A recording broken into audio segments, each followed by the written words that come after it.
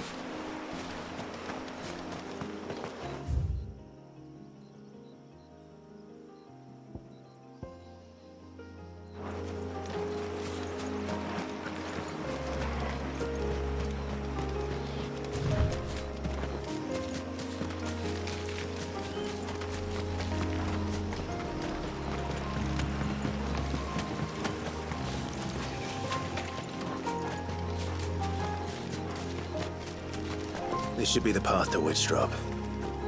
Hungry, Toggle.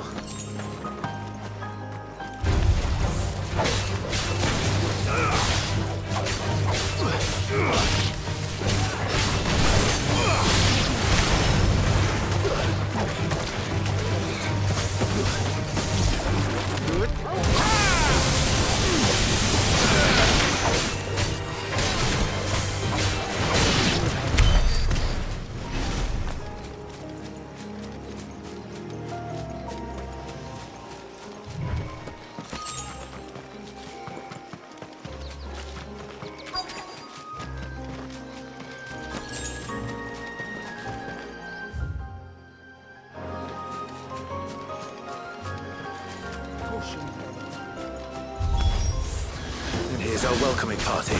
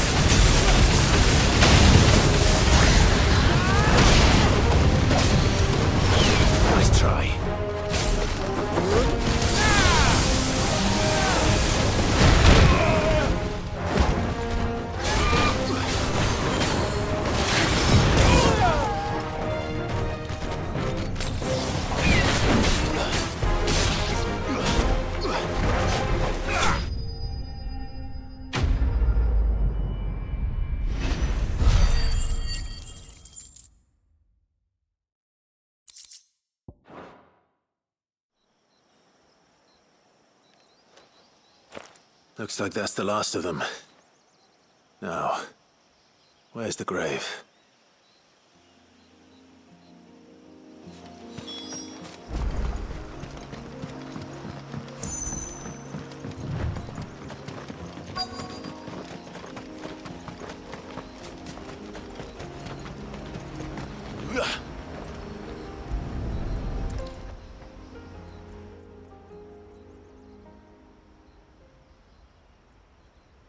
This must be it.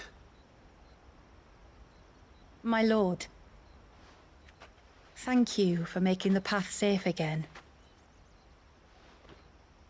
Ise. Was that her name? Yes. Hardly the most fitting tribute for a dominant, is it? A rough-hewn stone with naught but a given name engraved on it. But my ancestors had only been here a matter of weeks when she passed. Every day was a struggle to survive. They had neither the time nor the energy to devote to a more elaborate memorial. Yet they spared what they could to grant her wish, that even in death she might continue to watch over her home. She lived down there then? In the ruins? That's right. They were once the living quarters for those who served up in the temple. When the Northern Thanes sent her here to weave her spell, this was where she and her retinue stayed. There were priests, handmaidens, and a knight sworn to shield her from harm. Of course, they were all gone by the time my ancestors arrived, fled or dead in the Western Wars. All except Ise, who remained till the end. Alone. Indeed. At least, that is the story as it's been handed down in Haven. But there is an epilogue to the tale. One known only to Lady Shula and myself. Some years after Ise's passing, you see, my grandmother came here to tend the grave, and found a stranger kneeling before it. A knight, dressed head to toe in plate. She asked of him who he was and whence he had come, but received no answer. The only words he spoke were, "Tell me true, whose grave is this?" So she told him of how her people had met and cared for Ise, and how she had died. His only reaction was to stare up at the air of hours in silence. Then he left, never to be seen again. You said he was wearing plate. Was it black and gold? Do you know something of him? When we went up to the Air of Hours to unravel the spell, we were set upon by a shade in the shape of a knight in full plate. It manifested in front of the Vare, and in its ether, I felt Shiva, the witch. You think this may have been the same man my great-grandmother met? Ise's knight? I don't know. Maybe. All I can say for sure is it was intent on protecting her creation. Or perhaps her spirit? What remained of her ether, preserved in the Vare? Perhaps his spirit too became enraveled in her spell, frozen in an eternal vigil. Till we ended it. If the shade you fought was Ise's knight, then ending it was the greatest gift you could have given him. Now he can return to the sea, to be with his lady once more. And if his spirit should ever return here to visit her grave, I shall ask his name, that I might carve it in the stone next to hers. That they might be together. Once and for all.